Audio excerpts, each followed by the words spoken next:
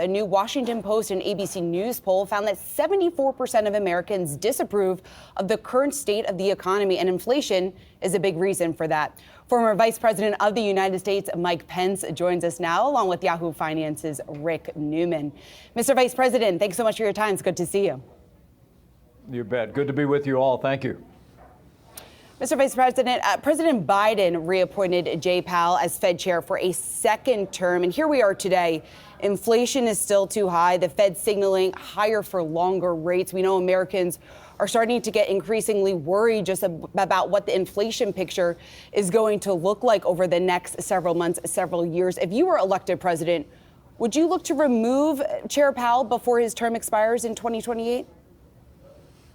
Well, I would absolutely go in a different direction with the chairman of the Federal Reserve. The fact is that the policies of quantitative easing back in the day and the policies that the Fed chairman has implemented have all been playing catch up. And we need a fresh leadership at the Fed that's going to step forward and join us in an effort to really tackle the inflation that is waging war on American families. I mean, that number you cited in the poll today, Seana, is just, I think it might be a little low. Everywhere I go across this country, I hear families that are struggling. 2 out of 3 families living paycheck to paycheck. We've gone to about 17% inflation since we left office. And it's all a result of Joe Biden's runaway spending, his war on energy. And I expect when we take to the stage at the Reagan Library tomorrow night, there's going to be a renewed focus on the plan each and every one of us has. But not only having new leadership at the Fed, but also I think the time has come for us to end the dual mandate at the Federal Reserve. You know, for years now, as you all well know, we've said the Federal Reserve needs to work on protecting the dollar and full employment. Well, I think full employment ought to be the job of the president, of members of Congress, of governors and elected officials. We ought to focus the Federal Reserve on protecting the integrity of the dollar. I'll do that if I'm president of the United States. So ending the dual mandate, bringing new leadership to the Fed, that'll all be part of the Pence plan if I become president of the United States. And so you believe the Fed dual mandate, price stabilization, maximum employment should be trimmed. Under the existing Fed mandate, what grade then would you give Chair Powell and the FOMC in the effort to stabilize inflation now? Well, you know, it's almost like they're chasing after the failed policies of Bidenomics. I mean, Joe Biden is traveling around the country talking about Bidenomics being a success. And so I understand why after years of quantitative easing and essentially free money, why the Federal Reserve has taken the steps that they're taking, but they're painful and they're really the result of failed policies of this administration. So I want to focus on where the real responsibility is, and that is that we need new leadership in the White House. And frankly, I also believe we need new leadership in the Republican Party, because at a time of record inflation over the last 2.5 years, at a time of rising energy prices, and let alone other crises at the border and otherwise, I really do see the Republican Party, and frankly, my former running mate, really walking away from a commitment to fiscal responsibility, to reform, to the kind of steps that'll put our nation back on a path of fiscal solvency and lay a foundation for real economic growth. So let me ask you about fiscal responsibility. There are a couple of factors there. One is tax cuts, which reduce federal revenue. Republicans did that in the Trump tax cut law that went into effect in 2018. And then there's spending. This is going to come back again because some of those Trump tax cuts are supposed to expire at the end of 2025. I believe you want to extend those tax cuts. Those are mostly tax cuts for individuals. But then you give up federal revenue, so you make the federal revenue problem worse. How do you address that problem? Well, we worked hard to pass the largest tax cuts and tax reform in American history back in 2017, and the economy boomed. And frankly, check the record. Federal revenues went up, as they almost invariably do, more than a 40% increase in federal revenues in some categories. So, you know, I'm confident that step one to getting this economy back on track is to make the Trump-Pence tax cuts permanent. which, as you point out, do go away at the end of 2025. The other is I think we need to take a hard run at getting to a 15% corporate tax rate in this country. You know, we tried to do that in the beginning. Ultimately, we settled out north of 20%. But I really do believe to put American businesses at an advantage for attracting capital and investment and creating jobs here in our country, we ought to drive down that corporate tax rate. But lastly, the last thing we should ever do is raise taxes. And people deserve to know that Donald Trump is actually talking about a 10% tariff on all imports into the United States of America. I think it would be the worst possible time to impose what could be one of the largest tax increases in history, raising the cost of goods at the retail level for Americans, raising the cost of input in manufacturing. I mean, now more than ever, we need to lower taxes, we need to balance budgets, and ultimately, we need to put our nation on a path of fiscal solvency by having leadership that's willing to engage the American people on reforming the real drivers of federal spending, which are entitlements and mandatory spending at the federal level. We have an intensifying auto workers strike. President Biden is on way to walk with striking workers today. President Trump is going to address them tomorrow. How would you resolve this strike? First of all, would you get involved? Second of all, do you think the auto workers deserve the additional pay and job security and benefits that they are asking for? Well, first, let me say, you know, I was governor of Indiana, and Indiana is the second leading manufacturing state in the country per capita. We got an awful lot of auto workers in the state, and they're just great men and women, part of a great tradition. But I got to tell you, I think what's driving that UAW strike is not the standard arguments over class warfare and disparity between income and wages. I think it's that the fact is, under Bidenomics, wages are not keeping up with inflation. And American auto workers know that, they're feeling it. And secondly, and just as important, the Green New Deal buried in that so-called Inflation Reduction Act is waging war on people that manufacture combustion engine automobiles, which last time I checked is most of what they manufacture in Detroit. I mean, I think any auto worker paying attention, and they all do, has got to understand that Bidenomics has failed to protect their paychecks, and also that this drive toward mandating and subsidizing electric vehicles, the batteries for which are mostly made in China, many of those cars will be manufactured in China, and those factories are being built outside of Michigan. Those auto workers, I think, are stepping up. And when Joe Biden makes it to that picket line, I would encourage any UAW workers looking on to pull them aside and say, hey, can we undo this Green New Deal that's poised to shut down gasoline-powered vehicles all over this country in the next 10 to 15 years? And but at the end of the day, too, I would tell you, I'm someone that believes in right to work. I believe people ought to be able to choose whether they join a union or don't join a union. Michigan just went backwards on right to work. They repealed the right to work legislation that they passed, and I really do believe that the pathway forward for prosperity in manufacturing, including the automotive industry, is to create a more competitive environment, have right to work. Let's get beyond this Green New Deal electric vehicle mandate and subsidies, and let's bring policies that will really get wages rising in the country. So, Vice President, I just want to make sure I'm hearing you correctly. So you think that the strike right now by the UAW workers, that it is justified? Well, look, I think that 74% of Americans that are frustrated with the economy under Joe Biden, I think that sentiment is very justified. Wages have not been keeping up with inflation, despite all the happy talk coming out of Washington, D.C., and working Americans know it. Now, I'll leave to the workers and negotiators and to the company to sort out, what changes could be made. I know there's negotiations underway. I'm a free market conservative. I believe those things ought to be settled in the free market. If I was president, I'd certainly encourage the dialogue. But I'd also go to the root causes of this, which is the fact that runaway inflation is undermining wages in this country, and this electric vehicle mandate and these subsidies are undermining combustion engine manufacturing of automobiles in this country, and auto workers know it. Let's talk about some of the biggest business profiles in the free market. During your 2020 re-election campaign, UAW, they endorsed Biden. Current Disney CEO Bob Iger endorsed Biden. Even former HP Enterprise CEO and former California gubernatorial candidate Meg Whitman endorsed Biden, a Republican, I might add. Why should U.S. business executives believe that the Republican Party is now unified towards U.S. economic interests versus pandering to expressed ideals of far-right supporters?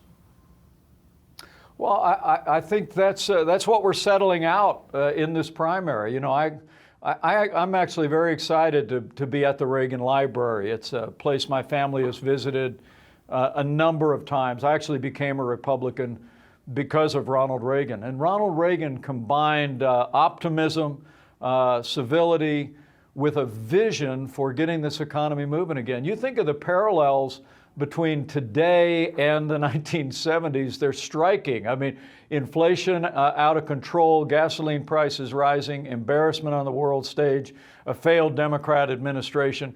And Ronald Reagan stepped forward not on the force of personality, not by bringing grievances forward, but because he articulated a vision of limited government, free market economics, a commitment to timeless American values, and America came roaring back. I think as people look at our various campaigns and candidates, I expect they're going to be looking for the same vision. And as I'll try and do on this Wednesday night, I hope when people see me, I'm a conservative that has all of my life and career been advancing that same commitment to a strong America at home and abroad, to limited government, free market economics, and values. It's what brought us back after the 70s.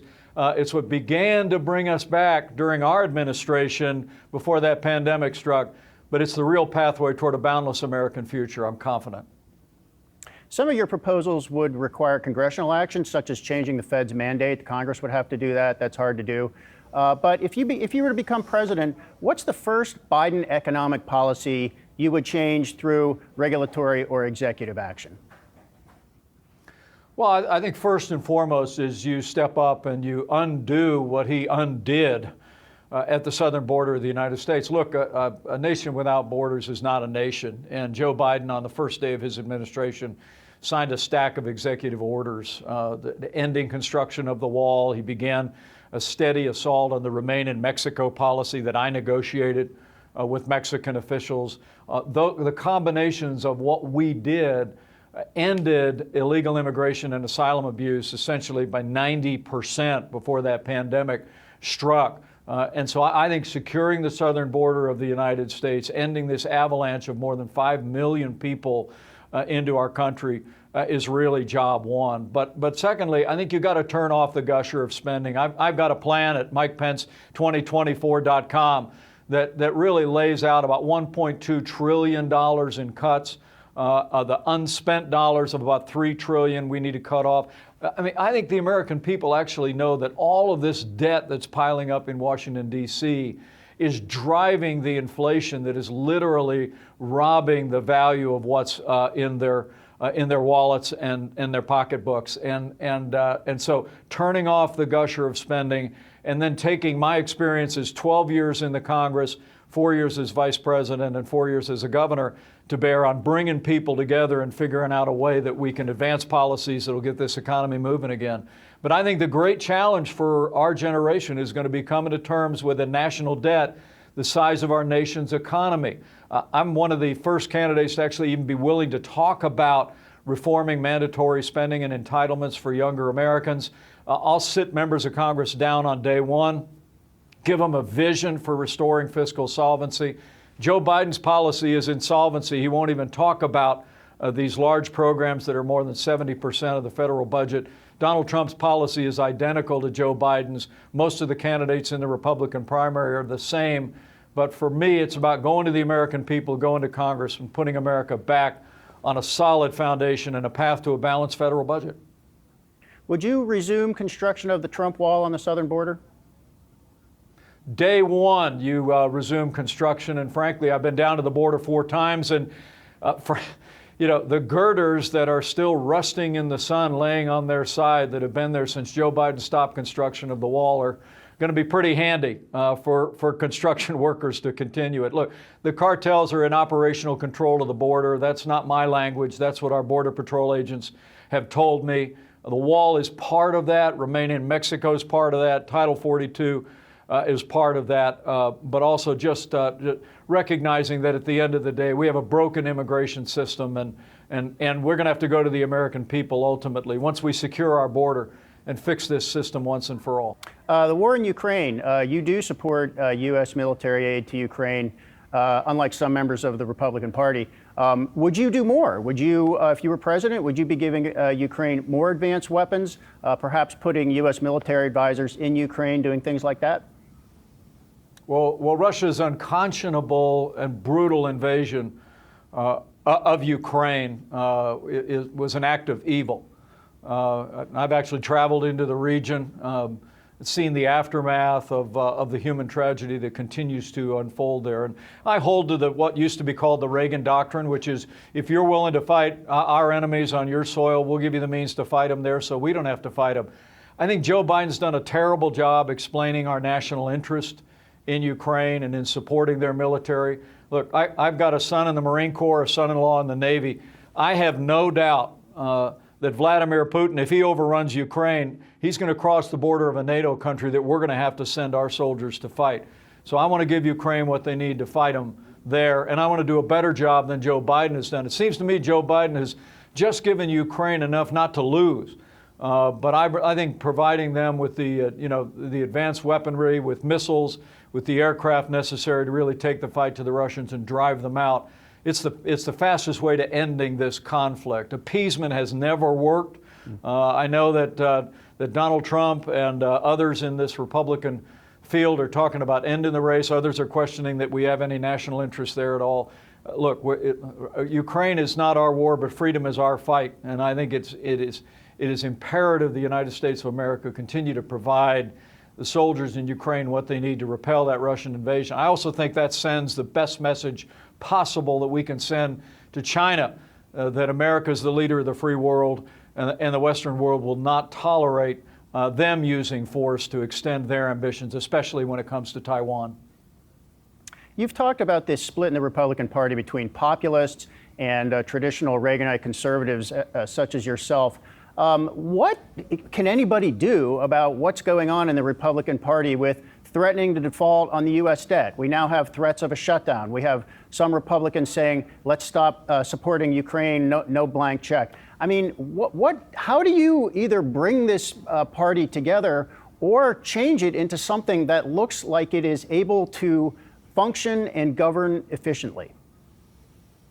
Well, first, let me say about the government shutdown. You know, I was a House conservative leader for 12 years, and House Republicans are the last line of defense for taxpayers in Washington, D.C. So I encourage the team there and Speaker McCarthy to continue to drive hard for one more down payment on fiscal responsibility and putting our nation back on a path toward a balanced budget. But really, at the end of the day, I think this ultimately goes into the hands of the American people.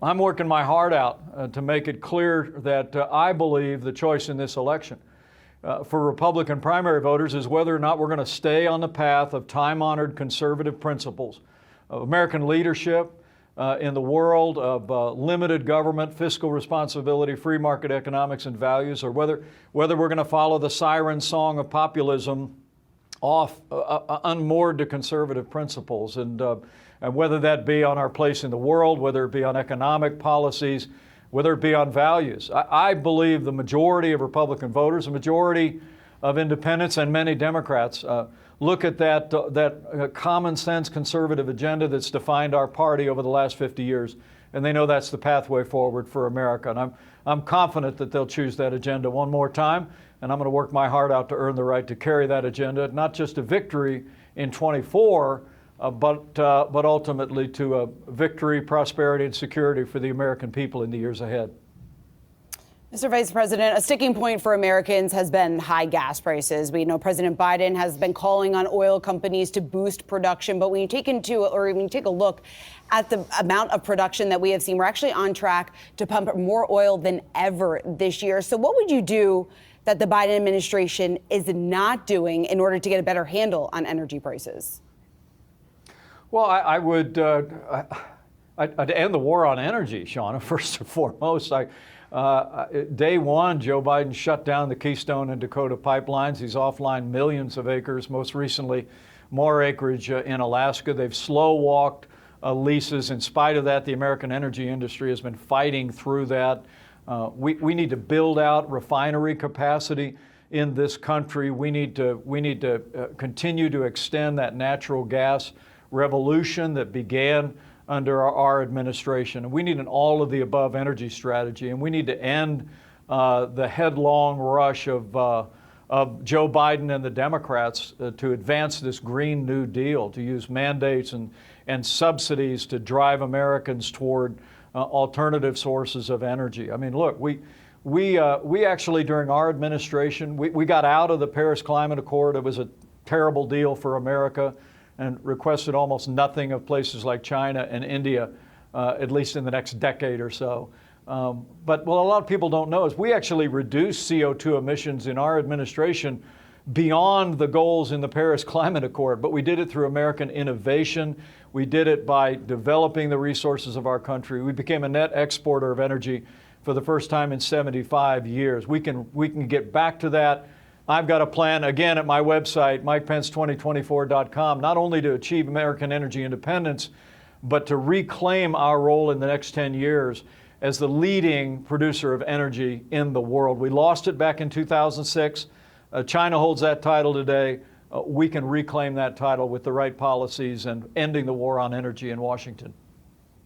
So you're kind of trashing green energy. One question is what is so bad about green energy? But also, you've got literally hundreds of billions of dollars in tax incentives that are now in the economy. Companies are responding to those tax incentives. They're making commitments to build factories, and they are investing money. And one of the complaints you hear in the energy industry itself is, Washington just yo-yos from one set of policy things to another, and this makes us reluctant to invest. So do you actually want to cancel all of those green energy incentives and then have those companies say, well, never mind, we started building a factory, but we're just going to mothball it? Or would you leave some of them in place? Or what exactly would you do with all of that?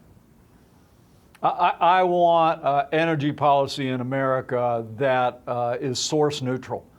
And the Pence Energy Plan that we outlined about a month ago has that same objective. Look, ever since the Obama-Biden administration, they've been trying to put their thumb on the scale to drive us toward renewable energy. They've been trying through their cap and trade scheme to increase the cost of energy. Joe Biden himself in his campaign said that we will end fossil fuels in America. That is